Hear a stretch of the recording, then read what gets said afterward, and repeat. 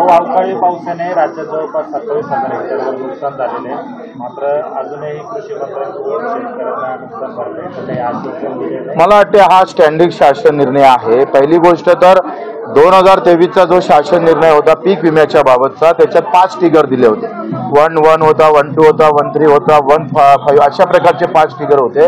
पण आपले कृषी मंत्री आल्यानंतर आणि देवेंद्रजी आल्याबरोबर आपण पाहतो का 0 पैशातला जो आम्ही पाहतोय विमा काढला जात होता, तो आता पैसे भरून 4,000-5,000 रुपये भरून एकरी विमा काढावा लागतं। पण टिगर एकच भेटणार आहे। टिगर कोणतं भेटन तर पीक कापणीनंतर आलेलं नुकसान। म्हणजे आज आपण पाहतो का पीक पेरणीच्या वेळी झालेलं नुकसान भेटणार आहे का या विम्यामध्ये? नाही भेटणार आहे। पण कोकाटेंना आमचं जाहीर आव्हान आहे का तुम्ही 0 वरचा विमा आता पैशावर आणला आणि पैशावर आणल्यानंतर कंपनीच्या सोयीचा म्हणजे कंपनी नफ्यात राहील अशा पद्धतीचा एकच विमा ते देणार आहे। 4 टिगर आमचे जे देणार नाही त्याचे कारण खरं तर माणिकराव कोकाटेंनी सांगितलं पाहिजे। आणि मग सगळी कटोती शेती संदर्भात आहे। आज अवकाळी पाऊस पडला, सगळीकडे कांदा असेल, द्राक्ष असेल, संत्रा असेल, सगळं इकडे नुकसान झालेलं आहे। पण याच्यात तातडीनं मदत देण्याची गरज आहे। नेहमीच हा पाऊस पडतं, दुष्काळ होतं, यावर कायमस्वरूपी उपाययोजना करणं गरजेचं आहे। बदलत्या हवामानामध्ये बदलतं धोरण आणणं फार गरजेचं वाटतं। आणि म्हणून आमची जी मागणी आहे नेहमीची का पेरणी ते कापणीपर्यंत सगळे कामं जर MREGS मध्ये केले म्हणजे मजुरीचा खर्च जर सरकारनं कव्हर केला तर उत्पादन खर्च कमी होईल, भाव कमी जास्त झाले तर फरक पडणार नाही, नुकसान झालं तर फरक पडणार नाही। आणि म्हणून याला रामबाण उपाय म्हणजे पेरणी ते कापणीपर्यंत सगळे कामं MREGS मध्ये झाले पाहिजे।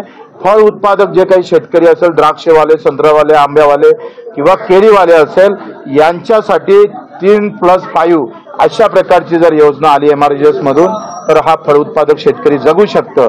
कारण मी तुम्हाला मुद्दामून सांगतो का केंद्राच्या 50 लाख कोटीच्या बजेटमध्ये 50 कोटी शेतकऱ्यासाठी फक्त 1 लाख कोटी ठेवलेला आहे।